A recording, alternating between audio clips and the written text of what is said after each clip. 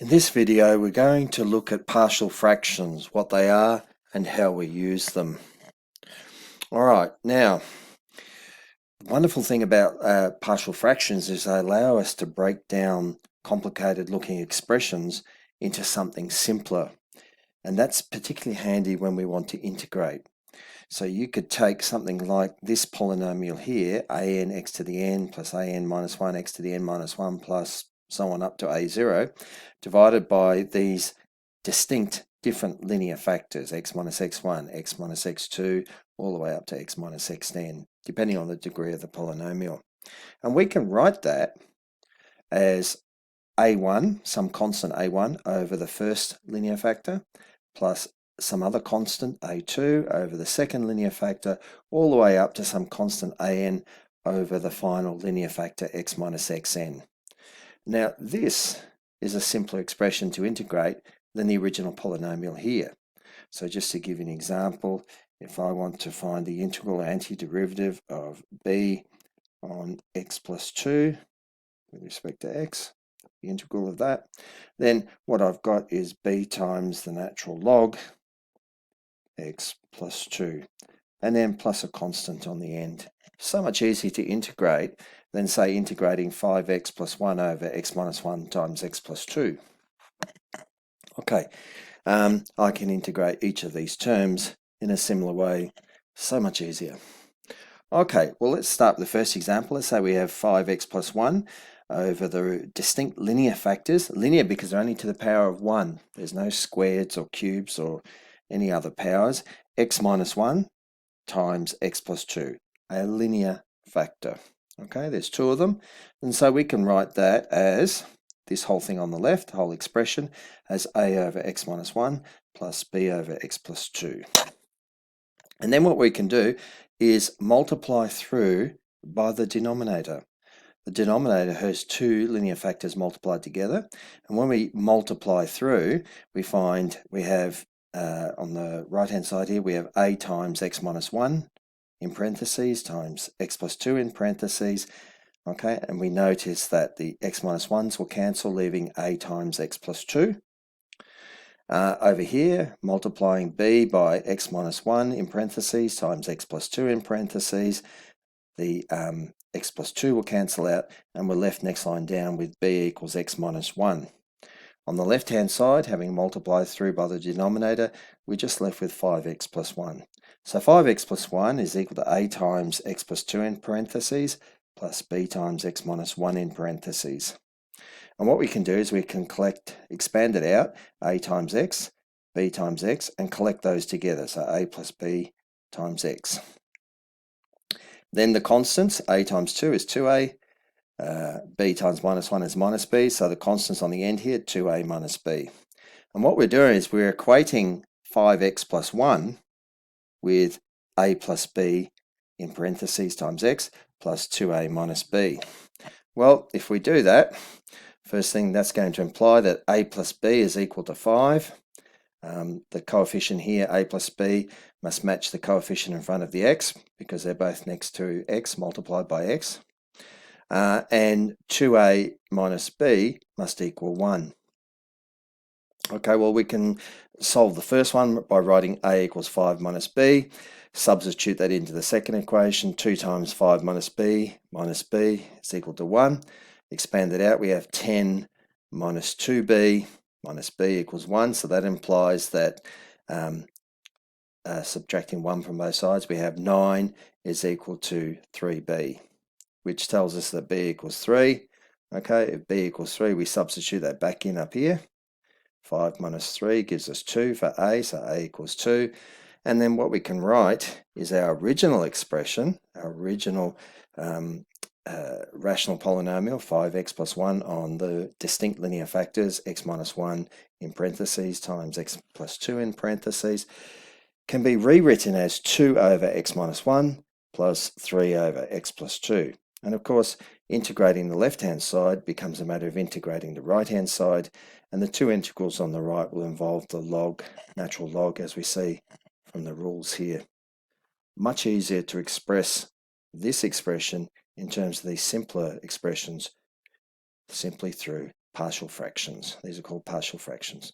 All right, let's have a look at some other situations involving partial fractions. Let's say we have repeated linear factors. So here's our polynomial up top of degree n, and underneath we have distinct linear factors x minus x1 in parentheses times x minus x2 in parentheses times x minus alpha to the power of n. All right, in parentheses. And so we can write that as a1 on the first linear factor plus a2. These are constants, a1 and a2 are constants. So a2 on the second linear factor, and then a3 on the third linear factor plus a4 on that factor squared, and we keep going until we have some constant an on x minus alpha to the n, whatever the n is, 2, 3, 4, 5, 6, whatever it is, we just keep going. So as an example, let's say we have the cubic, x cubed minus 4x minus 1 over x times x minus 1 to the power of 3. Okay, then what we have is a over x, the first distinct linear factor.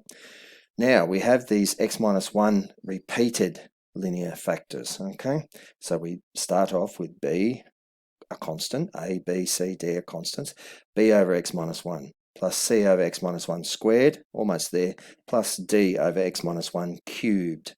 Okay, and we stop there because that matches this power here. Okay.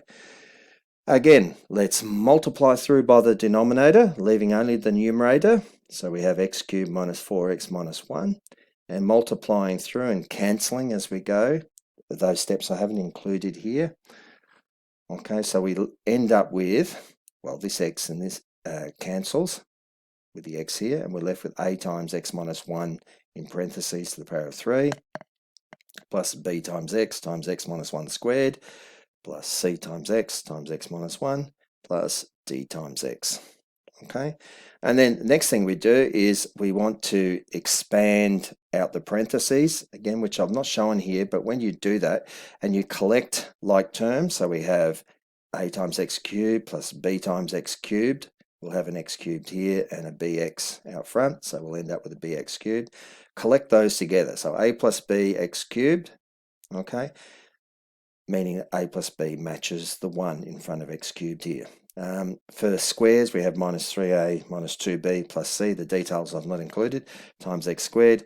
For the power of for the single x, we have 3a plus b minus c plus d times x, and then finally we have the constant a on the end. So let's start equating coefficients.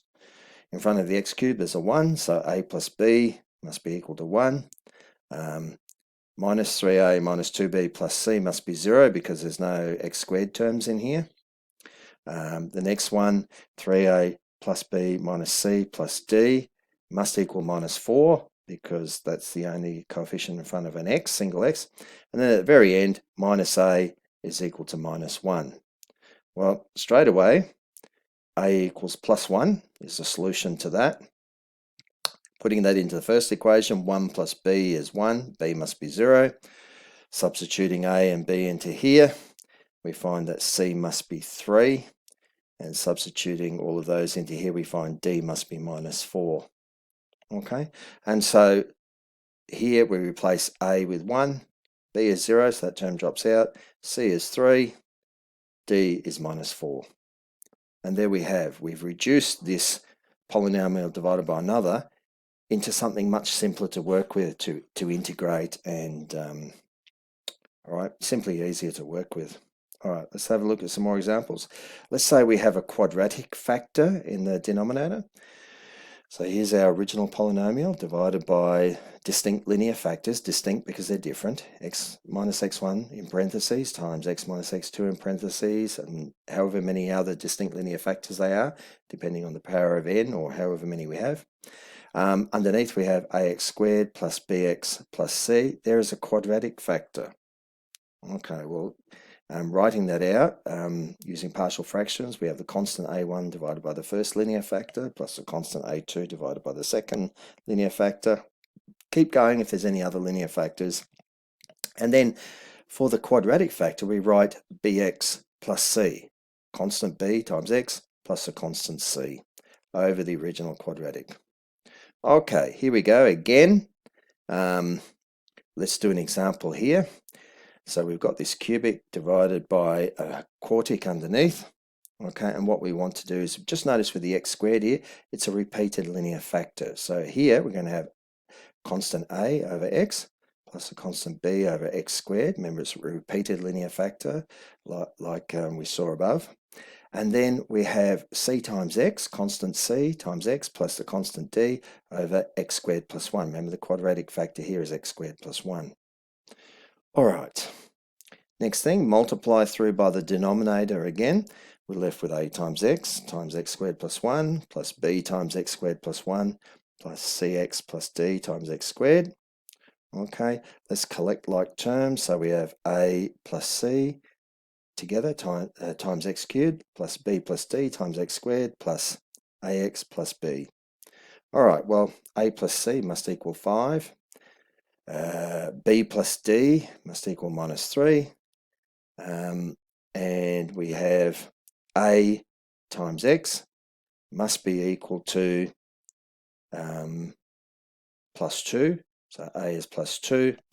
And we can see that b must be minus 1 because it's the single constant on the end here. Okay, well, let's go back now. We've got a is 2. Okay, and we have a plus c is 5. Okay, so that tells us if a is 2, then c must be 3. We've got here b is minus 1 plus d, so c must be 3. Oh, sorry, c is 3. I've already got that. D is minus 2. Minus 1 minus 2 gives us minus 3. And that works then. We can then express this, quotient here, this rational polynomial, cubic divided by the quartic, in terms of these partial fractions here.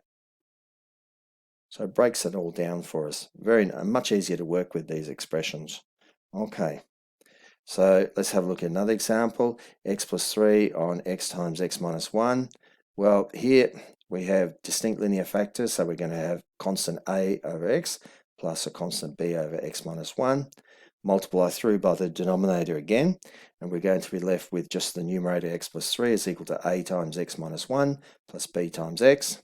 Collect like terms together, ax plus bx minus a.